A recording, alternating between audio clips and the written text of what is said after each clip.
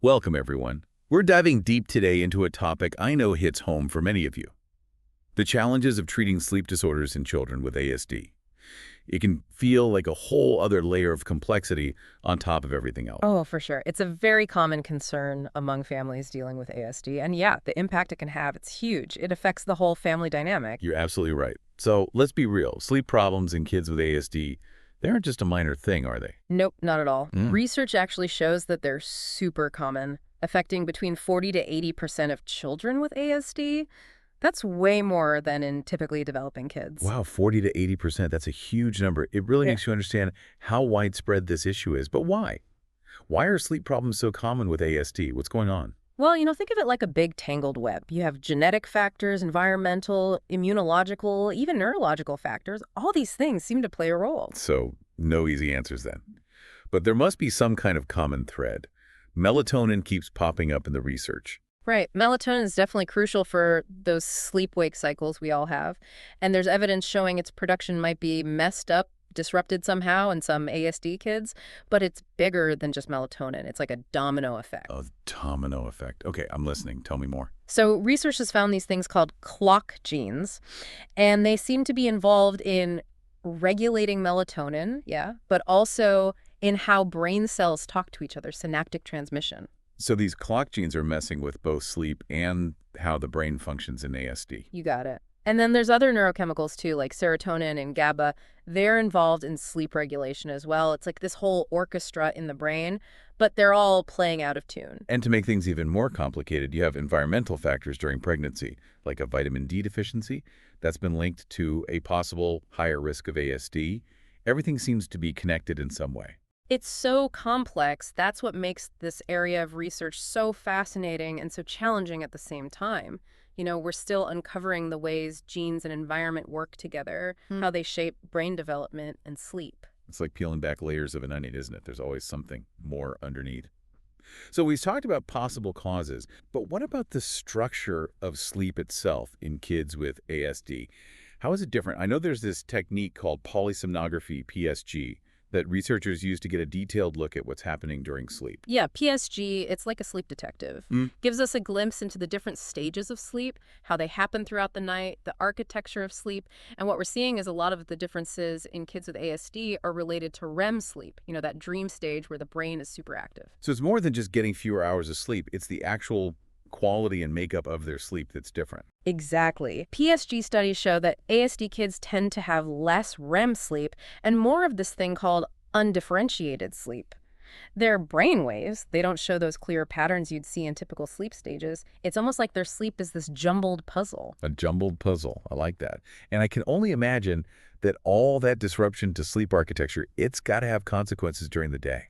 Absolutely. It impacts everything: mood, behavior, their attention, even how they learn and think. Mm. If you constantly miss out on that restorative sleep, it's going to affect how well you can function. It's like running a marathon, but you haven't eaten anything. You just don't have the energy. And these challenges, they don't just impact the child, right? They ripple out and affect the whole family. You're absolutely right. Caregivers, especially parents, they often carry a heavy load when it comes to managing these sleep problems in their children. Because let's be honest, raising a child with ASD, it already has unique challenges. Then you throw in sleep problems, it can feel like you're constantly putting out fires. The stress must be incredible. Research actually backs that up. There's a link between sleep problems in kids with ASD and higher stress levels in mothers. And parental stress, it can negatively impact the whole family, affect the child's well-being as well. It's a vicious cycle then. The kid's sleep issues add to parental stress, which can then make the child's behavior and sleep even worse. Unfortunately, that's often the case. And research also shows a connection between these sleep problems, difficult behaviors, and trouble with emotional regulation in ASD kids. So what can parents and caregivers do? How do you even begin to assess and manage these sleep problems? Well, first, you need a thorough assessment. We have to figure out, is this a subjective thing, like what parents are reporting or writing in a sleep diary? Or is it objective, where we use technology to get more solid data? I've heard of actigraphy, where they wear a watch that tracks their sleep patterns.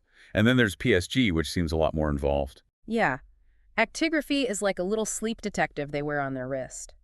PSG is more in-depth. We monitor different body signals while they sleep in a lab setting. But no matter what, a good sleep history is key. We have to know about their medical history, any medications they're on, sleep routines, triggers, underlying problems, anything that might be contributing to their sleep issues. So it's like gathering all the clues, putting together a full picture of their sleep and the things affecting it. Exactly. And that allows us to create a plan that's tailored to that specific child's needs. Speaking of plans, let's talk about management strategies. I know there are non-pharmacological approaches, things you can try without medication. Oh, absolutely. First things first, rule out any medical conditions that could be affecting sleep.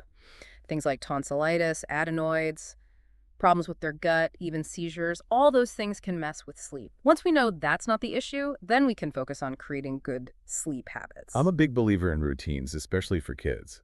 You're right on. Consistent bedtime routines and sleep training, they're essential. It creates predictability and helps kids wind down before sleep. Imagine a visual schedule with a warm bath, maybe reading a story, and some quiet time. I can picture it. It's like guiding them towards sleep in a soothing and predictable way. And how about the environment they sleep in? Does that matter? Absolutely. Room temperature should be comfortable, bedding, minimizing noise and light, even the things they see in their room. We want to create a space that promotes sleep. Sometimes the smallest changes can make a big difference. But what if these behavioral changes don't work? When does medication become part of the conversation? That's where things get tricky.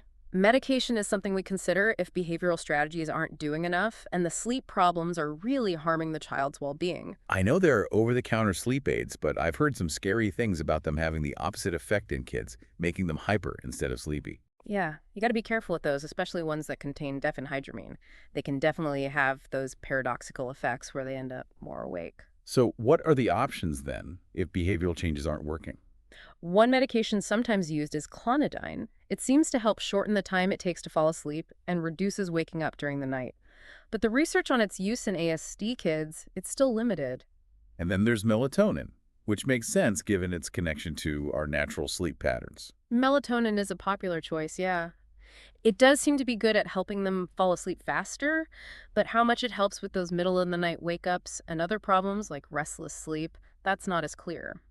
So it's helpful, but it's not a cure-all. And I imagine giving medication to kids with ASD, especially those with sensory issues or special diets, could be a whole other challenge. Oh, yeah, for sure. That's where you have to get creative, work as a team. There are ways to make it easier, though. Hmm. You can mix the medicine with their favorite food or drink. There's even melatonin toothpaste now. Wow, I had no idea. Now that's thinking outside the box. It sounds like finding the right way to give medication requires a lot of communication between parents, doctors, and therapists. Absolutely. It's all about what works best for each individual child, making sure they're safe and well taken care of. And speaking of well-being, let's remember how sleep affects the whole family. It's not just about the child getting rest, it's about everyone's well-being. You're right. Parents who are exhausted from sleepless nights, they're going to have a harder time giving their child the care they need. It's true. When everyone's sleep deprived, it can lead to tension and make those challenging behaviors, which often come with ASD, much harder to handle. So dealing with sleep problems in these kids, it can really have a big impact that goes way beyond just sleep. You said it. It's about better quality of life for the entire family. It's like this positive feedback loop. The child sleeps better, the parents are less stressed, which makes for a more positive and supportive environment at home. That benefits the child even more. It's a win-win. I like that, a positive feedback loop. It really shows how everything's connected. So from all this research we've talked about, what really stands out to you? What's that aha moment that makes you stop and think? I think what strikes me the most is just how much we're learning about sleep and its impact, how it affects brain development and behavior, especially in kids with ASD. It's so much more complicated than just telling them to go to bed earlier or dimming the lights. And the more we know, the better we can help. Exactly. We're moving past those oversimplified solutions, recognizing that we need a more nuanced approach.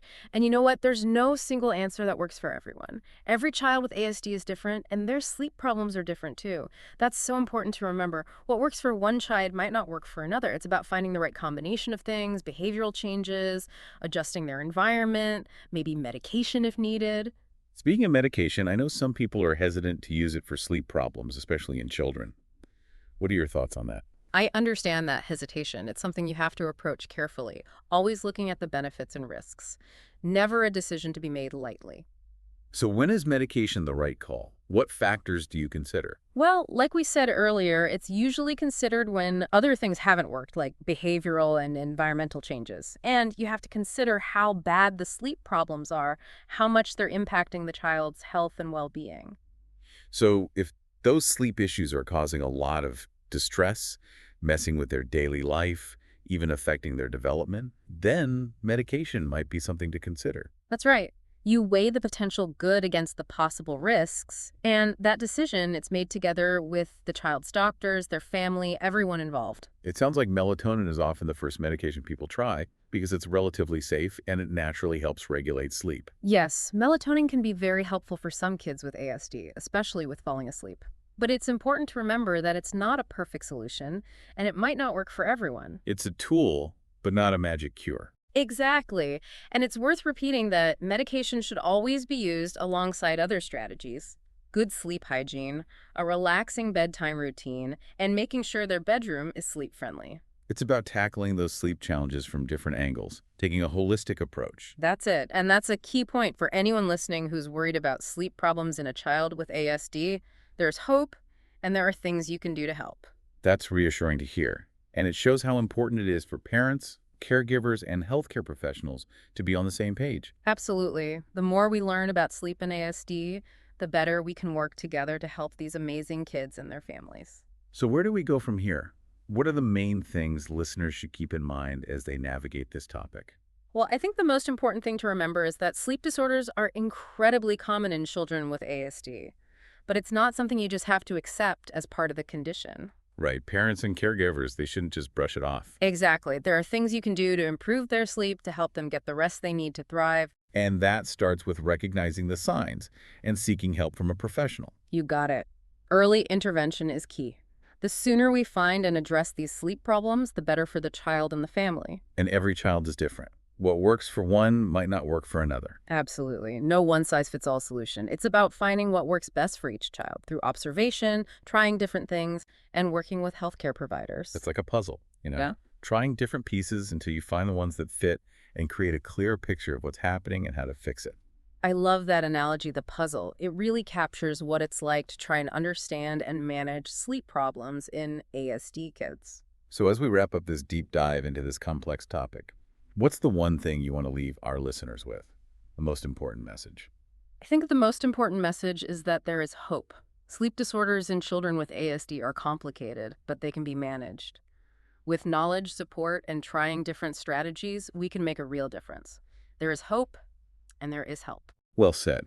And I think that's a great place to end. Knowledge is power, especially when it comes to supporting the well-being of children with ASD. Keep learning, keep asking questions, and keep advocating for these incredible kids. Until next time, sleep well. It's been a pleasure. And that knowledge can spark some pretty interesting questions, can't it? Oh, absolutely. I mean, we know that sleep problems can make those challenging behaviors in kids with ASD even worse. So if we prioritize helping them sleep better, could that lead to improvements in other areas too? Could it help them develop better, improve their well-being overall? It's a question worth exploring further. Like a domino effect, but in reverse. We improve sleep and see positive changes in other areas as well. Exactly. And that's what makes this field of study so captivating. That interconnectedness, it's fascinating. It really does make you think, doesn't it? Like, what if better sleep could unlock all these other areas of development for these kids? It's almost like sleep is the foundation. Yeah. Get that solid, and everything else builds on top of it. Their emotions, how they interact with others, even their ability to learn and grow. It's a pretty powerful thought. It is, and it really emphasizes how important it is to take these sleep problems seriously, not just brush them off as part of having ASD. It's interesting because we've been talking a lot about behavioral strategies, which makes sense as a first step.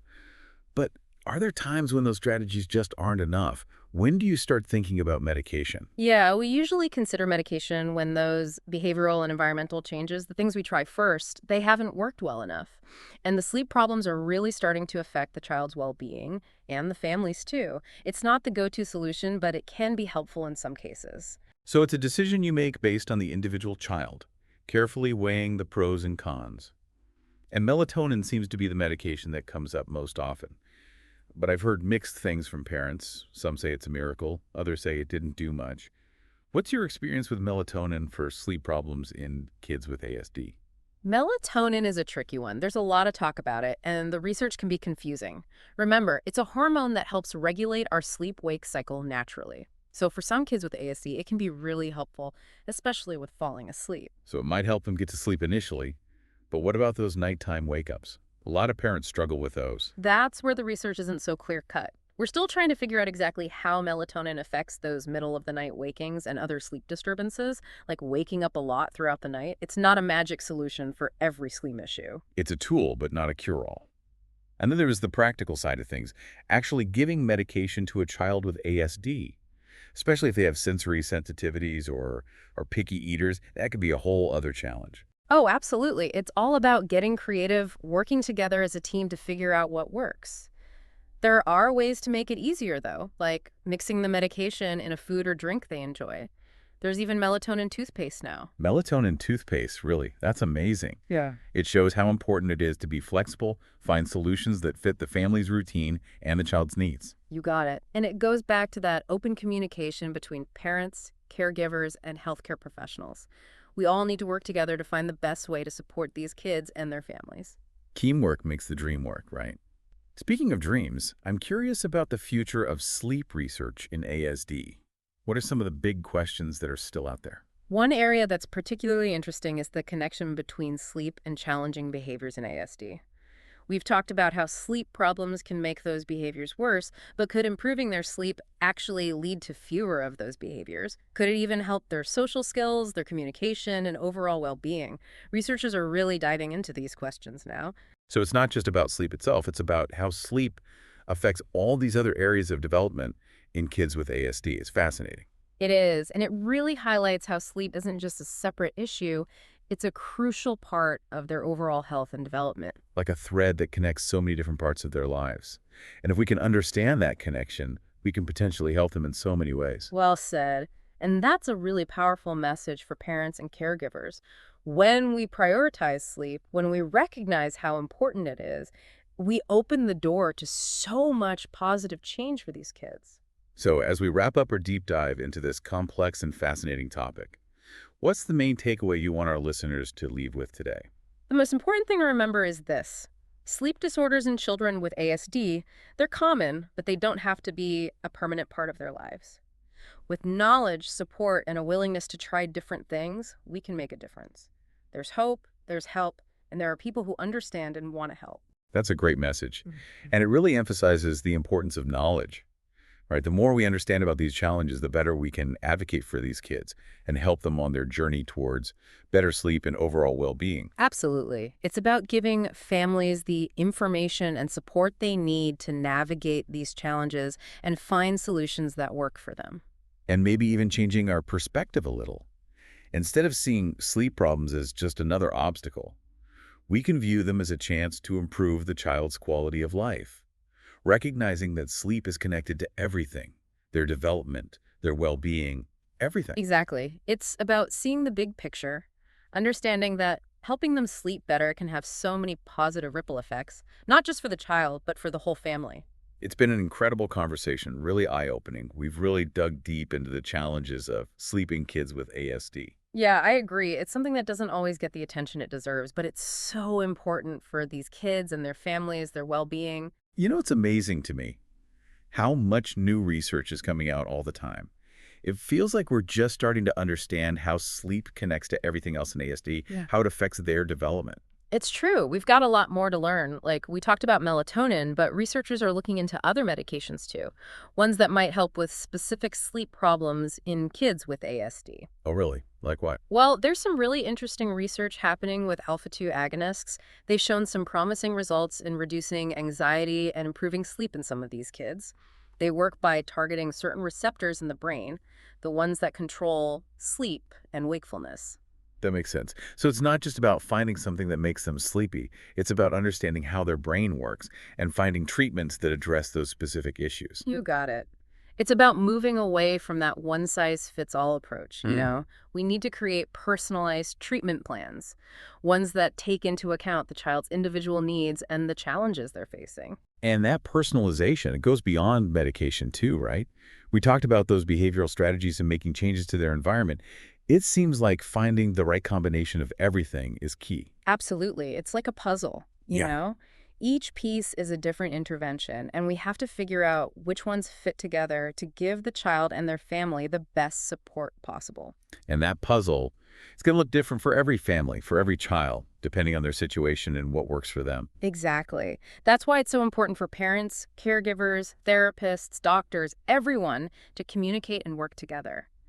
It's a team effort to navigate all this and find the best solutions for each child. It's about giving families the knowledge they need, the support, and that feeling of control. Because honestly, dealing with sleep problems on top of everything else that comes with raising a child with ASD, it can Oh. be incredibly overwhelming. It can be. And that's why we have to acknowledge those feelings, let parents and caregivers know they're not alone, and give them the resources and encouragement they need to keep going. Sometimes just hearing from other parents who've been there, who understand what they're going through, that can make a world of difference. It's about that sense of community, knowing they're not alone in this. I couldn't agree more. There's so much power in sharing stories and knowing you're not the only one facing these challenges. And it's also powerful to know that research is ongoing, that there are people out there constantly working to understand these sleep challenges better and find better ways to help. That's the beauty of science, right? It's always evolving, always pushing forward, and it's all about making life better for those affected by ASD. So to wrap up our deep dive today, Mm. what's that one message you want our listeners to take away? The most important thing you want them to remember? I think the most important thing is this. Sleep matters. It matters deeply for children with ASD and for their families. And even though these sleep challenges can be really tough, they can be overcome. There's hope, there's help, and there's a whole community of support out there. That's a wonderful message. And it brings us back to the power of knowledge, doesn't it?